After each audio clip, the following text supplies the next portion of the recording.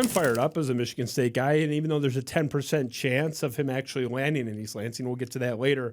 That was one of many clips from the documentary. I watched it. I pulled that clip, but I said, Ben, that has to be in there.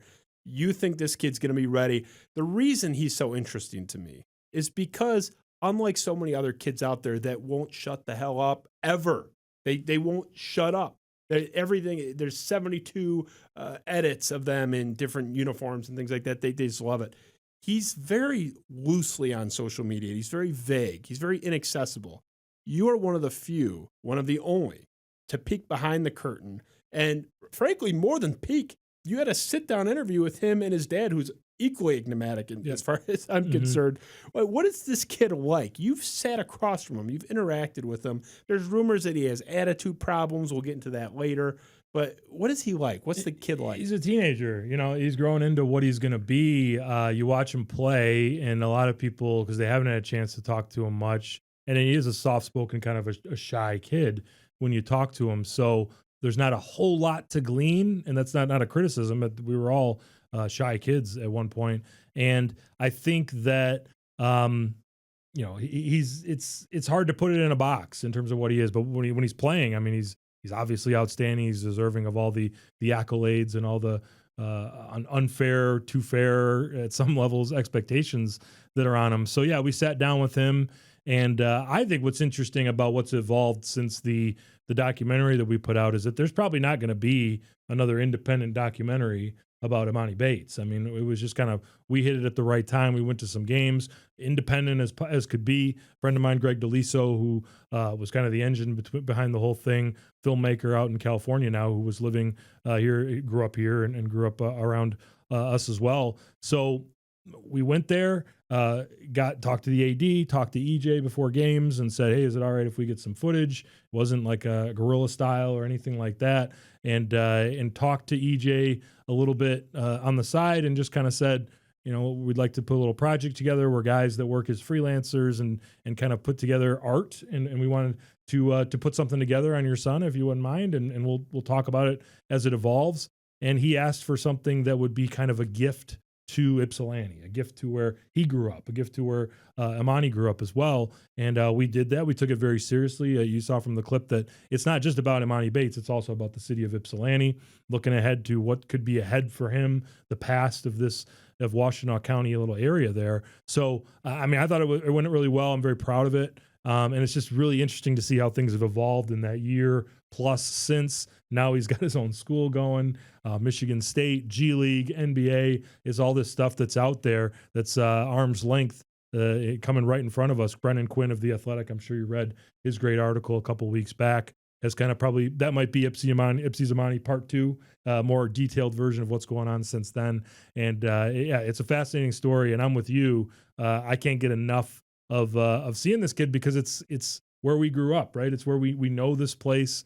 We know Southeast Michigan, and to have the names of LeBron and Durant be thrown around about one of these guys is really fascinating, and I'm cheering for him. I know that for sure. You know, you mentioned Brendan Quinn, who we talked about. Chad Livengood, I said, is the best journalist in the state of Michigan. I think Brendan Quinn is maybe the best sports writer in the country. Yeah, just the writing is just right. As a technical writer, not to impugn his reporting or anything like that, but just a brilliant storyteller. Yep. He's phenomenal. Mm-hmm. Here's why I disagree with what you said. You said his piece was like Ipsy Emoni part 2. I totally disagree on this ground. He didn't have your access, and he's actually talked about it on podcasts subsequently, that he would be sitting there like 20 yards away from Emoni and not allowed to talk to him. Mm-hmm. He was not allowed to speak with him. And Imani's not on the record in that story. Mm-hmm. That was a 5,000-word story that I enjoyed very much. It was a Quinn piece. Of course, it was well done. Mm-hmm. He did the best he could. It is not the access you had. I still haven't seen anybody touch your level of access. I mean, other than his dad. Mm-hmm. Like you've talked to the guy more than anybody in the last 3 years. It just, did you get any of the vibe that he's arrogant, entitled? Because I don't know the kid, but that's what people say, and I have no idea.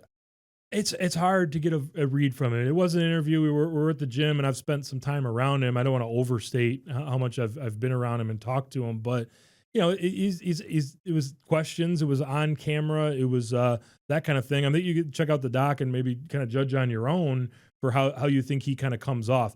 He knows he's Emoni Bates, and he knows that people are talking about. He was already on Sports Illustrated at that point. I mean, so I mean, this is not you and I playing high school hoops or whatever it is. It's I think at some level you have to have some level of arrogance to be that talented and to be that good and to have that amount of stuff thrown at you. Obviously it's a balancing act, and if it becomes problematic at some point within a team setting, then you got maybe an issue. But talent overcomes a lot of that stuff, and I mean, I think he's a good kid. I don't see an issue with from what I've seen and what I've known, and of course I've talked to other people about him as well. I don't think there's a reason to believe that this is going to go off the rails. I think he's on the court very competitive.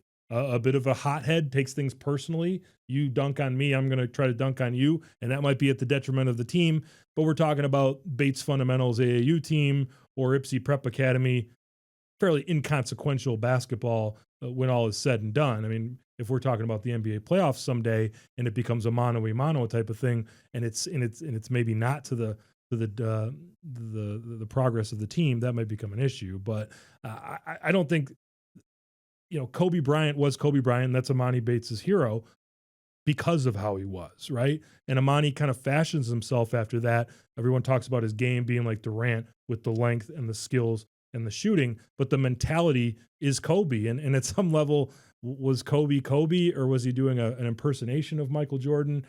With Bates, that will probably be something that gets talked about storyline with him as time goes on. But they'd be talking about guys like Kevin Durant, the mentality of Kobe, the versatility of a LeBron James. It's a good starting point, and I think it's going to be fascinating, and I think he's at the very least going to have a very good NBA career. Oh, before you go to another tab, please like, subscribe, and follow for more clips and highlights. Good? Okay.